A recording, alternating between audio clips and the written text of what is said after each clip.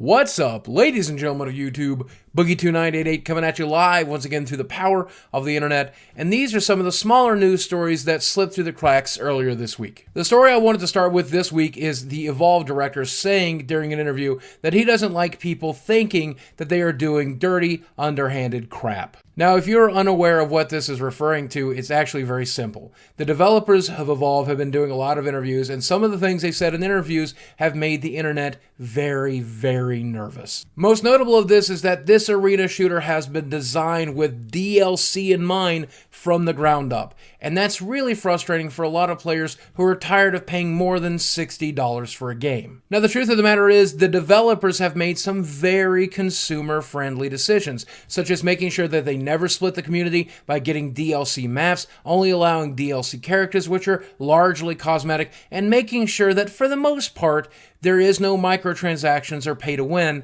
and that's pretty nice. But this director of the game defends his decisions by saying that they absolutely need to make more money than they would make by simply selling you the game for $60. That they have hundreds of families that they need to support, and it's not easy to do when they're only selling you the base game. The inconvenient truth is that a lot of games that would sell for $60 need to rely on DLC, season passes, and microtransactions to make up for their already just bloated budgets. Right now, gamers who game on a budget feel like we are being milked of every single dime we have, and in the back of our minds we do know that you are supporting families with this money, but the truth of the matter is we're trying to support our family while still keeping our favorite hobby in our lives. Right now we are so frustrated with DLC and microtransactions in next generation games that it is driving us crazy. We think you guys are trying to cash in on the premium market, but all we know is that at the end of the day you're charging us more than $60 for the game,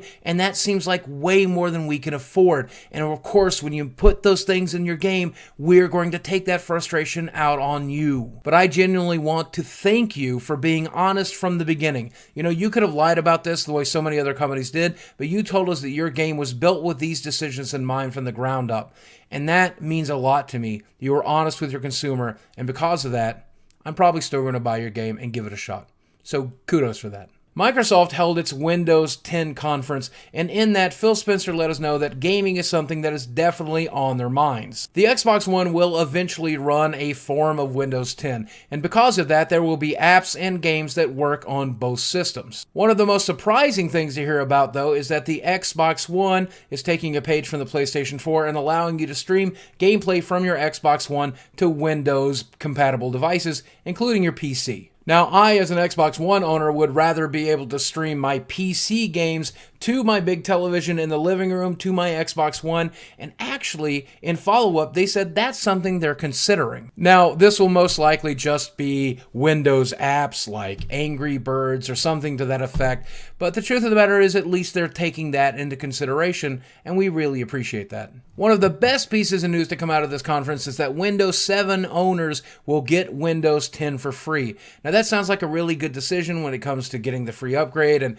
getting the enhanced security and whatever else Windows 10 brings, but the truth of the matter is they have to make that money up somewhere, and chances are they're doing that because Windows 10 will have an app store that will sell you apps as opposed to Windows 7, which doesn't. Also, they showed us this. Wow, can you believe the HoloLens, man? I'm so excited for this. Even if it's a fraction as good as they're promising, this thing is crazy. This thing is an augmented reality device that allows you to project a television or flat screen on a flat wall. You can enhance objects in the area. You can even play Minecraft on your table. I did this when I was a kid. We called it Legos, though. But I gotta say, man, I'm liking this Microsoft. This is a good Microsoft. I like this current Microsoft. You guys are doing some interesting stuff, so keep it up. You're scrambling to get the consumer back, and I love you for it. All right, that's going to do it for this week, but before I let you go, I do have a sponsor. Do you want to hear a little bit about my sponsor? It's Opinion Outpost. You know it's these guys again.